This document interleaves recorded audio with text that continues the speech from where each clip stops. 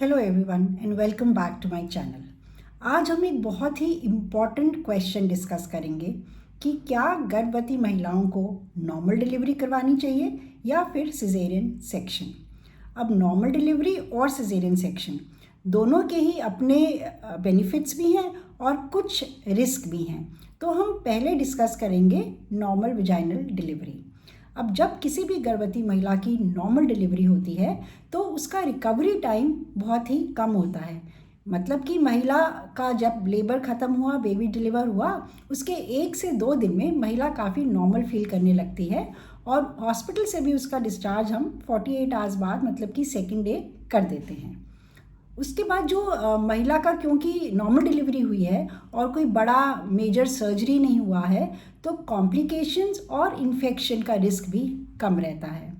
Normal delivery के बाद skin to skin contact जो होता है माँ और बच्चे में, वो भी अच्छे से हो पाता है क्योंकि जैसे ही बच्चा डिलीवर होता है हम बच्चे को माँ की एब्डोमेन पे रख देते हैं, तो इससे ब्रेस्ट फीडिंग भी जल्दी इस्टेब्लिश हो जाती है।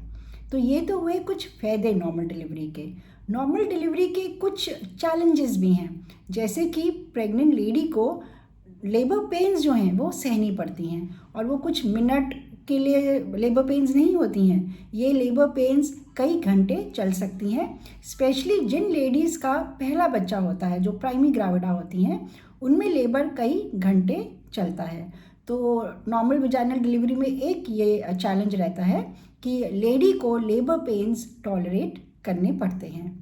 दूसरा, किसी किसी लेडीज़ को हम नीचे एपिजियोटमी भी देते हैं या एक छोटा कट देते हैं जिससे कि बेबी की डिलीवरी ईजिली हो जाए। तो ये भी एक चैलेंज है नॉर्मल डिलीवरी का। उसके बाद क्या नॉर्मल डिलीवरी बच्चे के लिए भी फ़ायदेमंद है कि ये सिर्फ माँ के लिए ही ज़्यादा फ़ायदेमंद है? आपको जान के हैरानी होगी कि नॉर्मल डिलीवरी के फ़ायदे बच्चे को भी हैं। जब बच्चा माँ की योनि या वजाइना से निकलता है बर्थ कैनाल से, तो फिर उसके जो लंग्स में फ्लूइड होता है वो स्क्वीज़ आउट होता है और ऐसा बच्चा जब पैदा होता है तो उसको सांस लेना काफ़ी इजी रहता है और रेस्पिरेटरी प्रॉब्लम्स कम होती हैं। जब बच्चा माँ की बर्थ कैनाल से निकलता है तो जो माँ की गुड बैक्टीरिया होते हैं वो बच्चा के अंदर भी चले जाते हैं और ऐसे से जो बच्चे का माइक्रोबायोम हम कहते हैं, गुड बैक्टीरिया जो उसकी आंतड़ियों में जाते हैं, उससे बच्चे की इम्यूनिटी भी बढ़ती है। तो ये तो थे कुछ फ़ायदे बच्चे के लिए भी। अगर अब हम बात करें सिजेरियन सेक्शन की, सिजेरियन सेक्शन का एडवांटेज मेन ये रहता है कि ये हम प्लान कर सकते हैं, पर आपको ये याद रखना ज़रूरी है कि सिजेरियन भी 2 तरह के होते हैं। एक तो होता है इलेक्टिव या प्लान्ड सिजेरियन सेक्शन और एक होता है emergency caesarean section. Elective caesarean section हम तब करते हैं जब हमें पहले से ही मालूम होता है कि ये डिलीवरी नॉर्मल नहीं हो सकती है। जैसे अगर किसी महिला का बच्चा उल्टा है, जैसे कि ब्रीच्ड प्रेजेंटेशन है या ट्रांसवर्स लाई है या ऑल नाल नीचे की तरफ है, मतलब प्लेसेंटा प्रीविया है, तो हमें मालूम है कि ये महिलाएं नॉर्मली डिलीवर कर ही नहीं सकती, तो फिर हम इनका सिजेरियन सेक्शन 9वें महीने में प्लान करते हैं। अब क्योंकि ये सिजेरियन प्लान होता है तो महिला को टाइम मिल जाता है अपना घर में सपोर्ट लाने का भी, जिस रिश्तेदार ने आना है उनकी डिलीवरी के लिए वो भी टाइमली फिर आ पाते हैं। और एक होता है इमरजेंसी सिजेरियन सेक्शन। इसका मतलब है कि महिला को प्लान तो हमने नॉर्मल डिलीवरी करी थी, तो महिला को दर्दें भी आ रही थी और वो लेबर में भी थी, पर लेबर के दौरान कुछ ऐसी कंडीशंस हो जाती हैं, जैसे कि अगर बच्चे की धड़कन कम होने लगती है या बच्चा अंदर लैट्रिन पास कर देता है या बच्चे का सिर नीचे नहीं आ रहा होता है, तो फिर हमको इमरजेंसी सिजेरियन सेक्शन भी करना पड़ सकता है। अब क्योंकि सिजेरियन सेक्शन एक मेजर सर्जरी है तो इसलिए इसमें कॉम्प्लिकेशन होने के चांस भी ज़्यादा है और इन्फेक्शन होने का रिस्क भी ज़्यादा है। दूसरा, सिजेरियन सेक्शन के time skin to skin contact थोड़ा मुश्किल हो जाता है, जबकि आजकल हम पूरी कोशिश करते हैं कि सिजेरियन के दौरान भी माँ और बच्चे का स्किन टू स्किन कांटेक्ट रहे और ब्रेस्ट फीडिंग जल्दी इस्टेब्लिश हो। पर क्योंकि महिला को स्टिचेस आए होते हैं तो उसको बच्चा पिलाने में भी थोड़ी प्रॉब्लम रह सकती है। और रिकवरी टाइम तो ऑफ कोर्स सिजेरियन के बाद थोड़ा ज़्यादा रहता है।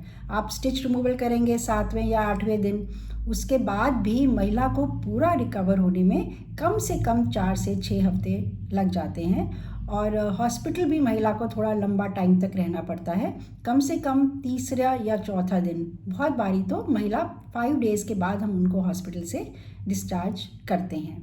अब ऐसे बच्चे जो सिजेरियन के द्वारा पैदा हुए हैं, अब क्योंकि वो माँ की बर्थ कैनाल या योनि से नहीं निकलते, तो उनके लंग्स का ये जो फ्लूइड होता है वो बाहर स्क्वीज़ आउट नहीं होता, तो उनको कभी कभी पैदा होने के बाद रेस्पिरेटरी प्रॉब्लम्स हो सकती हैं, जिसको कि हम ट्रांजिएंट टेकिपनिया ऑफ न्यूबॉर्न कहते हैं।